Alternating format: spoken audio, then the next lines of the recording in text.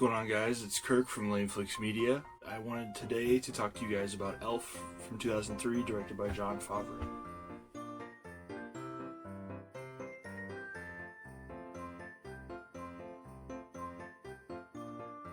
This would have been a favorites episode regardless of when I did it, but I wanted to save it for Christmas, holiday season type thing. I'm almost certain that my family and I watched this movie when it first came out, and it is possibly the best Christmas comedy there ever was. It is really funny, and it's funny to people of all ages. That's the other really good part, is that it's one of Will Ferrell's best movies, and he's not like raunchy or dirty in it, so it's pretty great because of that. Directed by Jon Favreau and written by David Berenbaum. I'm not familiar with the writer really, but Jon Favreau has done a bunch of stuff from dude comedies to directing and co-creating the Mandalorian series for Disney, so the guy's been all over the place. He's partially responsible for helping set up the Marvel Cinematic Universe because he directed the first two Iron Man movies, and he's produced, I think, every Avengers movie. Pretty entertainment and business savvy guy, and he really knocked it out of the park with Elf. It's just really, really hilarious. It takes this little like children's book type idea and expands it into a comedy adventure that ensues, and it's wonderful. We're just gonna skim through the plot real quick. So it's Christmas Eve one year, and there's this I assume Catholic orphanage that these children are at, and Santa Claus is there delivering presents. Come to find out, there's a really curious kid there, one of the babies, and he ends up getting out of his crib and crawling into Santa's bag, Santa's big present bag. And so he ends up hitching a ride with Santa back to the North Pole, and it's just really funny. When he first gets there, too, the way they animate the baby compared to the elves, because the elves are all like grown men, old men, and this baby is just freaking huge on the ground. It's really funny, the scale they do. So then they see that his diapers, the brand of his diapers is Buddy diapers, so that's what they just call him, Buddy. So Santa, realizing that the kid is going to have a really hard time adjusting to elf society, decides that Papa Elf, played by Bob Newhart of all people, will be the caretaker of this newcomer, citizen. Bob Newhart is really crazy because Bob Newhart had a comedy show in the 60s and 70s, and he was hilarious. If you ever go back and watch the Bob Newhart show, he's really funny in that. But then the other thing is Ed Asner is playing Santa Claus, and Ed, if you know, like Up, he did the guy's voice in Up. He's been in a million freaking things. He's been a bad guy, he's been a good guy. Really awesome actor. And of course, Elf is played by Will Ferrell. Everybody loves Will Ferrell, so there you go. So yeah, then we get an explanation straight from Papa Elf about Buddy's past and where he came from, blah, blah, blah. He was born to Walter Hobbs and Susan Wells. And then he kind of gives us just a hint of where that went after Buddy. And they kind of split up, and she didn't tell him about the baby and blah, blah, blah. So it's this kind of like soap opera-y type drama setup. So now, Papa Elf is explaining to Buddy the whole situation. He shows him a snow globe, and he's like, "Hey, this is the Empire State Building. This is where your dad is actually at. Your real dad." So then he goes outside because he's upset. Talks to Leon about it, and Leon is like your classic snowman singing in the old like the old like stop motion Christmas specials, voiced by Burl Ives in the old ones. I don't know who voiced him in the new one, but I can put the name here. Really funny stuff. He goes to him, and then he goes to Santa Claus and talks to Santa about it, and Santa's like, "Oh, don't listen to Leon. He doesn't know what he's talking about. He doesn't have any feet." And it's really funny. But he decides to go to New York and try to make amends with his dad. So, telling Santa all this, Santa says, "I got one more thing I wanted to talk to you about." And he's like, "Your father's on the naughty list." So Buddy, this like super innocent, like cutesy elf man, is the son of a guy who's on the naughty list. So naturally, Buddy freaks out and is like, "Oh my gosh!" Buddy finds out his dad is working in the Empire State Building in a publishing firm. So he goes through all these obstacles to get to New York, and it's really, really like storybook, and I really like that aspect of it. He goes, he talks about it. He goes through the candy cane forest, and then through the sea of swirly twirly gumdrops. So there's just all these crazy like Tim Burton Christmas type weird stuff going on, but it's kind of cute because it's supposed to be like a fantasy land. It's supposed to be like he came from one of those movies, you know, which is pretty cool. When he first shows up in New York, there's a lot of stuff that Santa Claus warned him about that he ends up kind of screwing up, which is really funny. He takes flyers from people that they're just handing out like flyers for BS, like no one cares about. But then he like takes them. He's like, thank you, and then he goes and he eats gum off the bottom of like a subway like handrail. It's pretty gross. Trying to think of what else. Oh, he goes into this little kind of mom and pop coffee shop place, and he sees on the window it has a neon sign that says "World's Best Cup of Coffee." So he comes in, he's like, "Congratulations, everybody!" And he's like, "Yeah!" And it's really funny because a lot of the stuff, if you didn't know he was an elf, you would kind of just think he was being like a sarcastic jackass, you know? So that's a funny thing too. Like, there's a lot of comedy aspects to the film that are just really, really, they pile on and they build, and it's pretty great. So then he finally gets to his dad's place, and he shows up and he goes in and he's like, "Hey, I'm here to see Walter Hobbs." And the lady at the front desk is like, "Oh, did you send a Christmasgram or something like that?" She thinks that he's just someone that someone sent to Walter.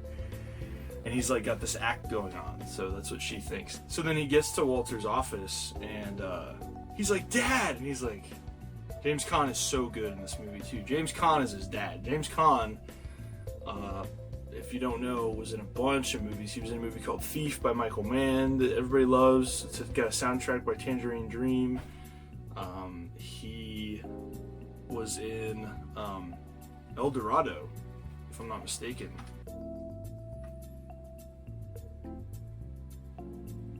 He was in El Dorado with Robert Mitchum, if I'm not mistaken, and John Wayne. So he was in this movie with these freaking huge stars before he really became his own movie star. Because I think he was in The Godfather too. So he's been in a bunch of just like crazy big movies.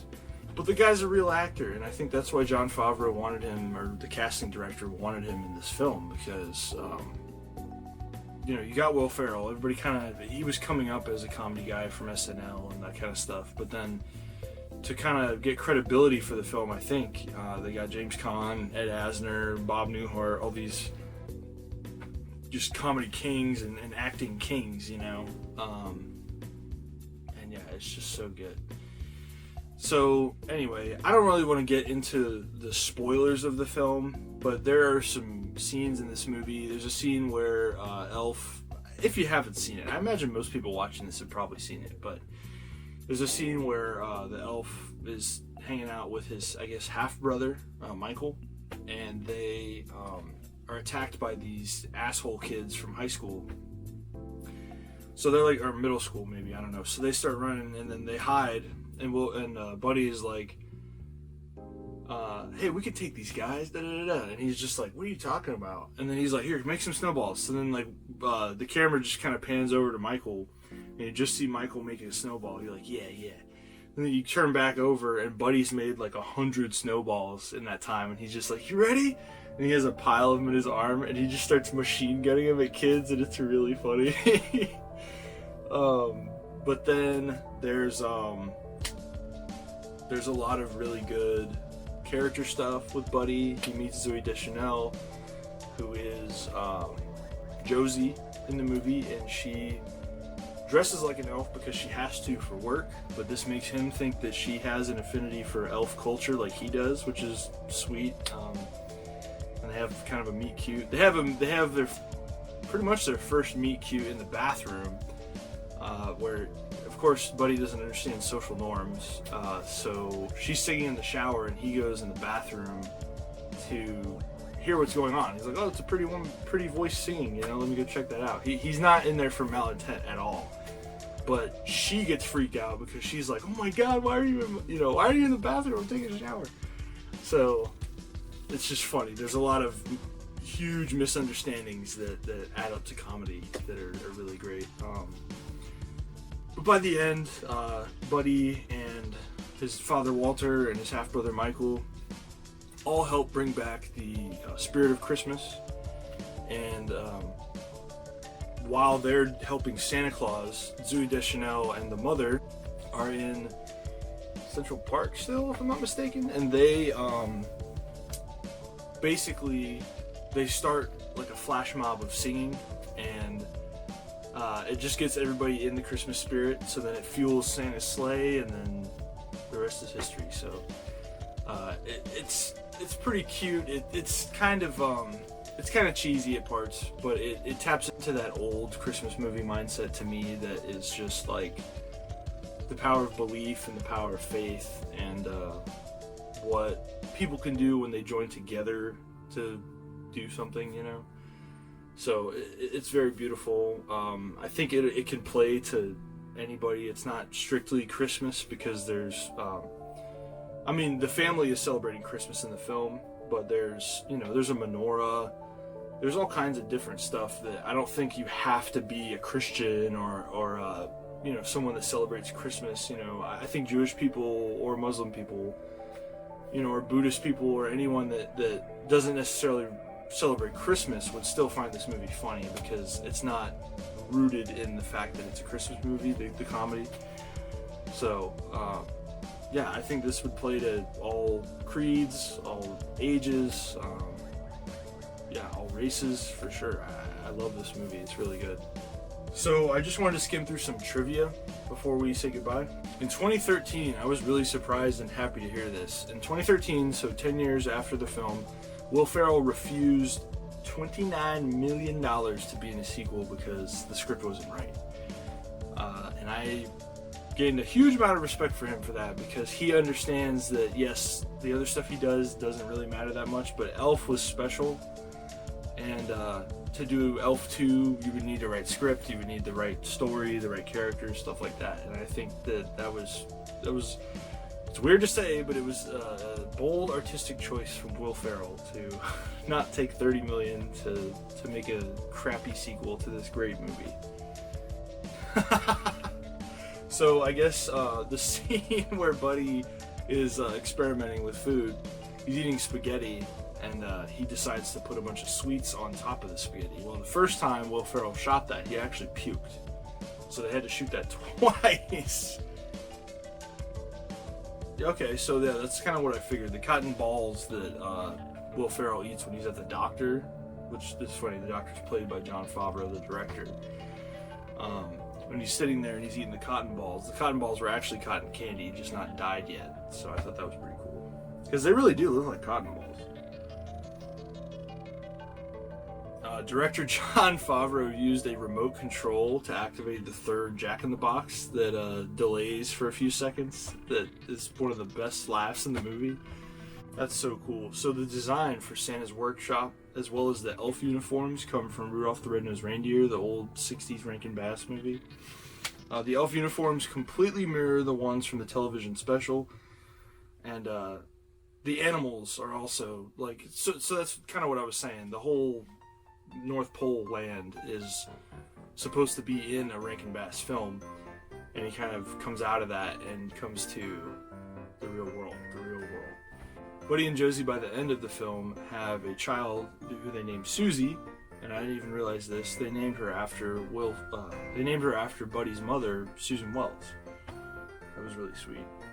The scene in which Buddy is on the bridge thinking about suicide is an homage to It's a Wonderful Life, where George Bailey, played by Jimmy Stewart, was in a very similar situation in a dark time on Christmas. Yeah, I don't really have a lot more to say about it. It's just one of those movies that's awesome, and you should watch it.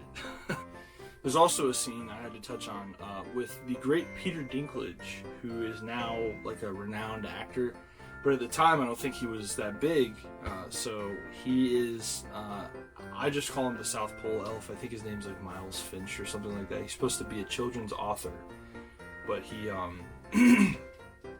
he's kind of an idiot, and he has a real, no pun intended, he has a very short temper, and he just seems like he gets crap all the time for being short in the film, and that whole scene is just great, and it's a great juxtaposition against Will Ferrell, who's this super tall guy.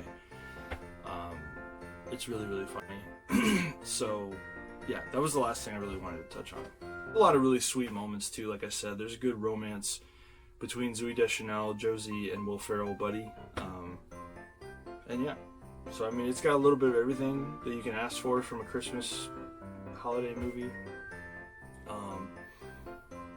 And yeah, so like I said, please watch, and if you could please share this video with someone you know that hasn't seen Elf and maybe wants to watch it, or someone who has seen it and loves it and just wants to hear someone talk about it.